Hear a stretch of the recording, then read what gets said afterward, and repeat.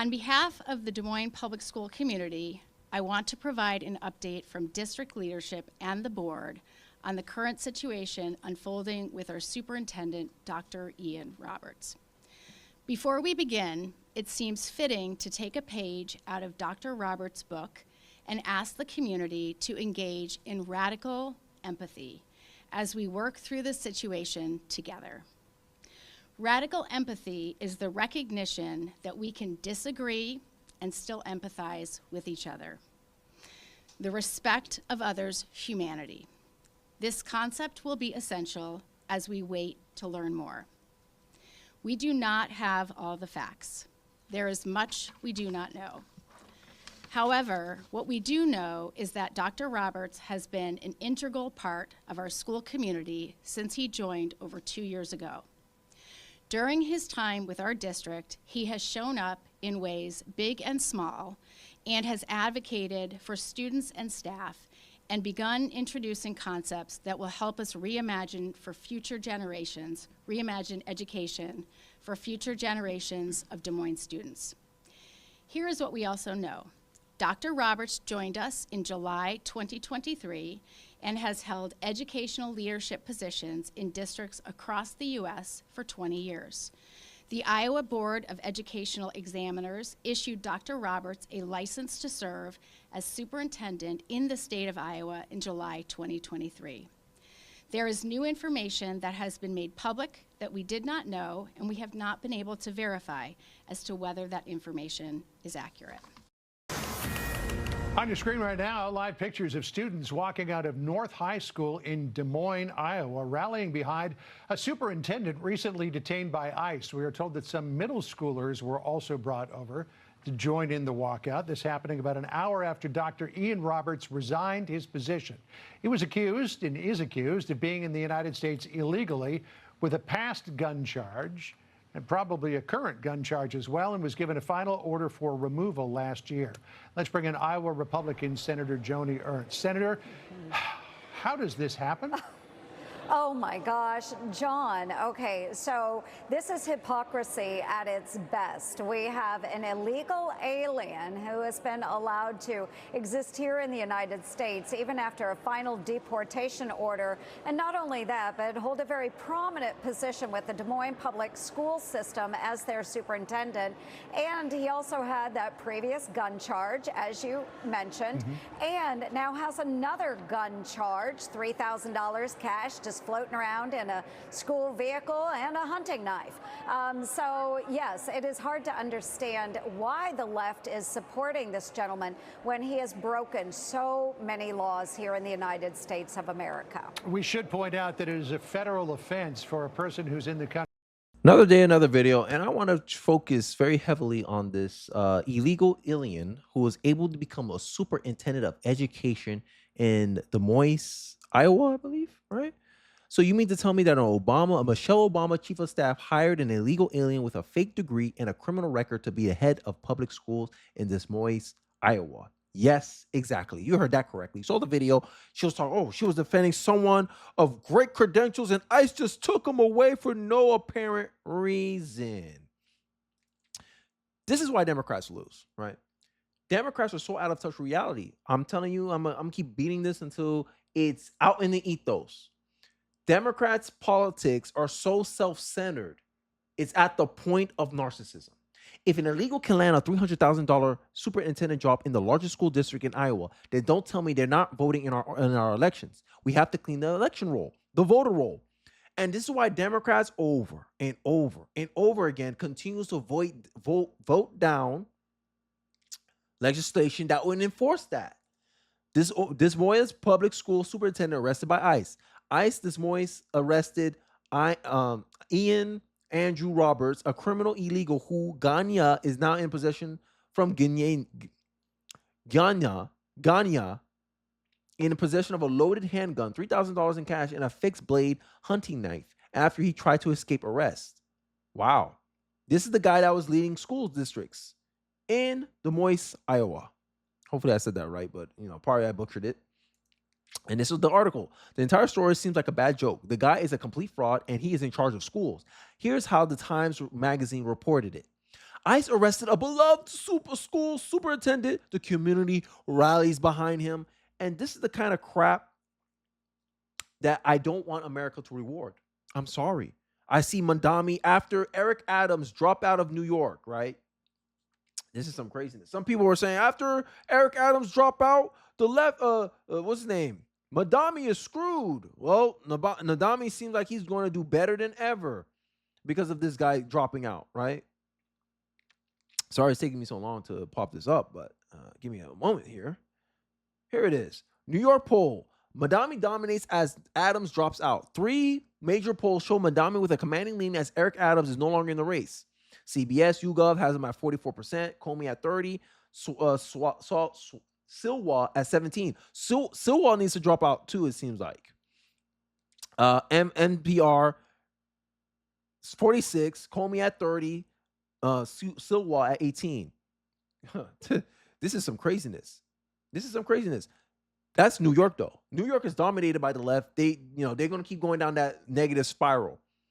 But I think this is what middle America actually want. And I think Bill Maher, last of a dying breed of liberal, points out exactly what Democrats could do to be competitive again. But let me ask you in the comment section, do you think Democrats will take Bill Maher's advice here? Let's take a look. If we are ever going to get back to the old America, that's got to be the Democrats' part of the bargain. Stop coming up with radically new and often terrible ideas, and then in the next breath, insist there be no debate about any of it.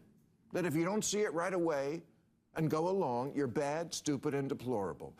As if you were saying, duh, 2 + 2 = 5. Isn't that obvious? Yeah, it's obvious you can't add.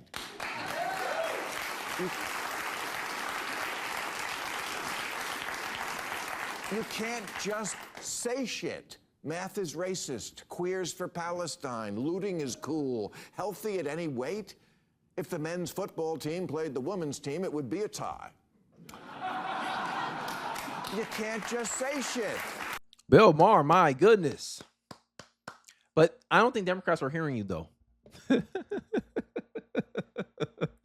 Oh, my God, yo. Democrats is the party of narcissism. Prove me wrong in the comment section. We all see it. I don't care if you're a middle of the road centrist that leans left. I know you see it. Democrats are a narcissistic party that believe that America should suffer for their benefit. That's the Democratic Party. In 48 hours, we saw liberals force feed their kids Tylenol because Trump said not to, and then they lit Ice Cube's tour bus on fire because they thought it was ice. Just a reminder that we aren't dealing with violent people, but also really, really stupid people, right? Republicans just added nearly 50,000 voters in California in just 1 month, while Democrats only added 190 voters per Michael Pulser. We are all Charlie Kirk now.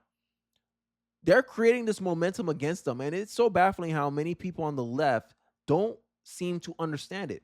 Many people on the left still think that Americans regret Donald Trump, and I saw a fascinating clip from The View that I want to play here for you guys.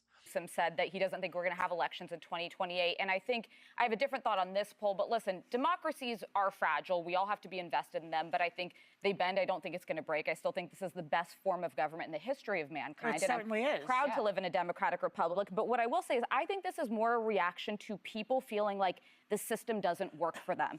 Millennials were the first generation that was likely to not do better than their parents were. The fact that people are working harder than ever and not being able to get ahead, and they feel like the American dream is unattainable. They just feel like the system that Washington is giving us doesn't work. You're talking about an economic part of it. We're not talking about democracy. It's completely different. I think that people throw around the term democracy. I think Democrats totally overcalculated this last election. At the end of the day, if it's a Tuesday morning, you're deciding what bill you can afford to pay. You're not voting on democracy. You're voting on the cost of living. It's a nebulous. And especially, right, as an American, right, especially if the democracy, oh, he's a threat to democracy, is coming from the very party that set me back 20%, right? Joe Biden had the highest inflation rate in 40 years, not 2 years, not 3 years, not 4 years, 40. Joe Biden.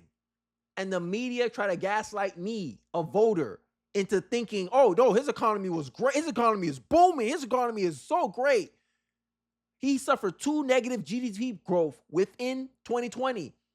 And the whole media apparatus tried to say that it wasn't a recession. When every president before us, from Obama to Bush to Clinton, when if you had suffered 2 negative GDP growth, they would call it a recession. But when it happened during Joe Biden's tenure, they made every excuse in the book to tell you it wasn't a recession. This was the media we were dealing with. And you wanted us to trust the side? Oh my God, Donald Trump's a threat to democracy? When you lied about the economy, you were trying to tell us that the sun was green or something. Telling us that, try to gaslight Americans saying, oh my God, Americans falsely believe that the economy is bad in Joe Biden's economy. Like, make it make sense. The Guardian wrote that.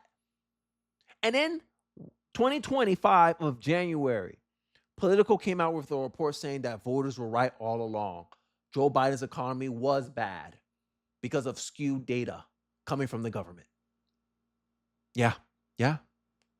This is the Democratic Party. And they still think if the election was held again that somehow they'll win.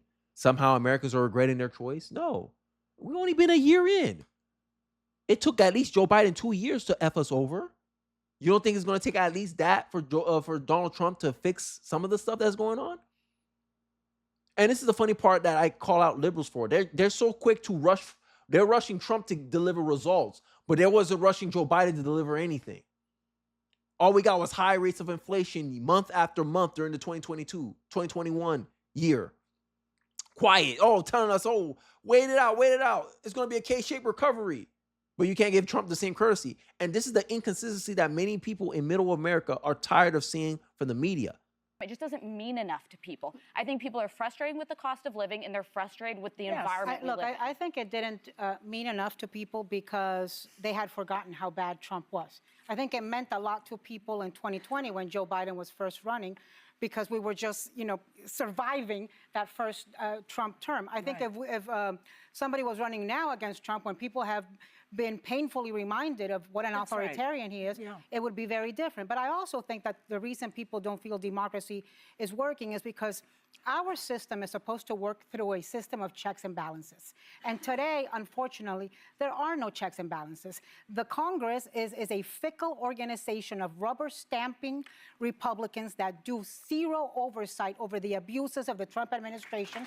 And the courts have no enforcement mechanism, so they can issue judicial orders, but they don't have the teeth to be able to enforce them. The courts have intervened against Trump numerous times. I think the courts have largely held. Our founders intended for them to work slowly. The court said not to deport Kilmore, Abrego, Garcia, and they did. And he is back now, and that was the system working. And our law also says that he was not supposed to be in the system in the first place. He's supposed to be deported, right? He's supposed to be deported. Oh, because he's not. We're not supposed to deport him in El Salvador, where he came from. Okay, so you want us to deport him in Uganda? Sure. Okay, we'll do that. You'll still cry about it. You'll still whine about it. And this is the point. Like, all the complaints. What does it benefit Americans? Trump can say these illegals are taking jobs. They're contributing to a higher rates of crime in your areas. They don't make your city safe. They're taking jobs away from native-born Americans. Right? They broke our law to be in this country. We can't reward that. America's going, yeah, you're making sense. Yeah, and for illegals, we're spending billions of dollars to have them in our country. We're spending billions of dollars just to deport them because Joe Biden let in 23 million people. Joe Biden allowed 23 million people to break our laws and then gave them temporary worker status to give them some legal foot in the door to stay and fight to stay in this country after they came in through here illegally. Do you think as an American we should be rewarding that kind of system? No. But Democrats got no pitch. All they got is Trump bad. Months and months afterwards. I'm going to say something that's going to make frustrated. This table and this audience very upset, but I want to tell the unvarnished truth. I think if the election were reheld today, Donald Trump would win by the same, if not a bigger margin. I think we forget this country. How do you say that, though? This country is so deeply polarized. If you hated him before, you hate him even more now. There are definitely people who are like, ooh, I'm having some buyer's remorse. But there's this poll today that shows that on the top issues people voted on, they still trust Republicans more. We are literally a 48-48 country, and then this little percentage in the middle that goes either way. I would be curious who this poll, the age of the poll, because I think this probably gears younger in who is saying that, because anyone who has read their history books Since the beginning of time, democracy may be fragile. It is the only way. You do not want a theocracy. You do not want a monarchy. You do not want socialism or communism. They have never worked. In intention and spirit, they sound great, but go back to the books, because that will not end well. Don't you think that democratic socialism works in the Scandinavian countries? No, and I think Scandinavian. If you ask the government itself, do you think you consider yourself a democratic socialism? They'll say no. We consider ourselves a capitalist country, because this is how it happens with the socialism stick. Every country they say is a socialist country. Those countries themselves said we don't identify as a socialist country. We're a capitalist country that just have socialist programs, right? And every system that people say is socialism, socialist says that's not real socialism. So who do we trust? I rather trust the people who say, hey, I'm a capitalist. No, you're a socialist. Kenny, you're a socialist. No, I'm a capitalist. Every person you say that's a socialist, we say, okay, that's socialism. You're like, no, that's not real socialism. Can't trust them. Can't trust them at all, right? And this is the out of reality that the Democrats don't want to accept, is that they're a bad party objectively. Republicans added 50,000 voters in California, right? There's a close race, I think, somewhere in New Jersey. They got a Democrat in New Jersey, New York. I'm sorry. I mix them up all the time. You can forgive me, please. And there's a Democrat that endorsed a Republican in one of these deep blue places in New Jersey or New York, one of those districts. I forget the name. It's being closely followed right now, right? And the left don't see the shift. They don't see the shift. Because at the end of the day, politics is a downstream of culture. And who's winning the culture right now? Conservatives are. Conservatives are. That's a fact. No matter if leftist, I don't care how big your following is, leftist. I don't care how much you cry and scream. You lost the culture because y'all make no damn sense. Bill Maher already exposed it to y'all right in the middle of the video that I just posted in there. You guys don't make any sense. You just make ish up. 2 + 2 is 5. Math is racist. No, it's not. You can't add. You can't count. You can't see the writing on the wall. You can't live in reality. Because it seems to me that liberals, they suffer more from imagination than from actual reality. And reality is going to hit them, because at the end of the day, you could ignore reality, but you can't ignore the consequences of reality. Democrats, your voters, y'all can't ignore the reality.